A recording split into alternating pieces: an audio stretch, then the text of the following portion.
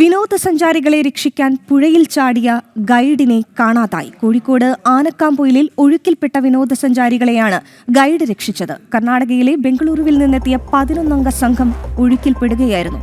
ഒഴുക്കിൽപ്പെട്ടവരെ രക്ഷിക്കാൻ പുഴയിൽ ചാടിയ വേളയിലാണ് ഗൈഡ് മലപ്പുറം കീശേരി സ്വദേശി ഷിബിലിനെ കാണാതായത്. ഇവിടെ മലയിലേക്ക് മഴ പെയ്താൽ പെട്ടെന്ന് വെള്ളം വരും. അങ്ങനെ കയറ്റിക്കൊണ്ട് വന്ന അവരെ പരിക്ക് പറ്റിയിട്ടുണ്ട്.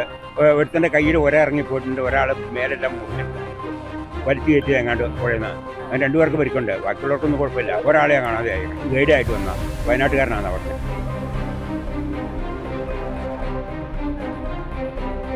ഈ വാർത്തയുടെ വിവരങ്ങൾ അനഘ ഹർഷൻ നൽകും. അനഘ, എന്തൊരു ദുരവസ്ഥയാണ്. അതായത് വിനോദസഞ്ചാരികൾ പലപ്പോഴും ഒട്ടും ഉത്തരവാദിത്വമില്ലാതെ പെരുമാറുമ്പോഴാണ് ഇത്തരത്തിൽ ഗൈഡുകൾക്ക് ഇറങ്ങി പ്രവർത്തിക്കേണ്ടി വരുന്നത്. അങ്ങനെ അവരെ രക്ഷിക്കാൻ വേണ്ടി ഇറങ്ങിയ ഗൈഡായിരുന്നു. അദ്ദേഹം വിനോദസഞ്ചാരികളെ രക്ഷിക്കുകയും ചെയ്തു. പക്ഷേ ഇപ്പോൾ ഷിബിലിനെ കാണാനില്ല. ഇങ്ങനെ ഷിബിലിനായുള്ള തിരച്ചിൽ പുരോഗമിക്കുകയാണോ? എന്താണ് വിശദാംശങ്ങൾ?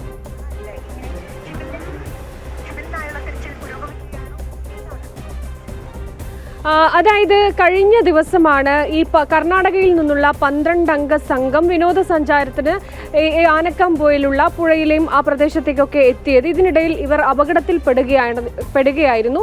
ഈ അപകടത്തിൽപ്പെട്ട 12 പേരെയും രക്ഷിക്കാൻ സാധിച്ചിട്ടുണ്ട്. പക്ഷേ ഇവരെ രക്ഷിക്കാനായി പുഴയിലേക്ക് എടുത്തു ചാടിയ ടൂറിസ്റ്റ് ഗൈഡിനെ മാത്രമാണ് കണ്ടു കിട്ടാത്തത് എന്നുള്ളതാണ്. മലപ്പുറം കീശേരി സ്വദേശിയായിട്ടുള്ള ഷിബിലിനെയാണ് കാണാതായത്. ഷിബിലിനായിട്ടുള്ള ഈ തിരച്ചിൽ ഇപ്പോഴും നടന്നു കൊണ്ടിരിക്കുകയാണ്. ശക്തമായ മഴ കോഴിക്കോട്ട് പല പ്രദേശങ്ങളിലുണ്ട്. പ്രത്യേകിച്ച് മലയോര മേഖലകളിലും ഒക്കെ തന്നെ വലിയ മഴവെള്ളപ്പാച്ചിൽ ഉണ്ടാകുന്നൊരു സാഹചര്യമുണ്ട്. അതുകൊണ്ട് ഈ രക്ഷാപ്രവർത്തനം അല്പം ദുസ്സഹമാണ്. എങ്കിൽ പോലും തിരച്ചിൽ ഇപ്പോഴും നടന്നുകൊണ്ടിരിക്കുന്നുണ്ട് എന്നുള്ളതാണ്.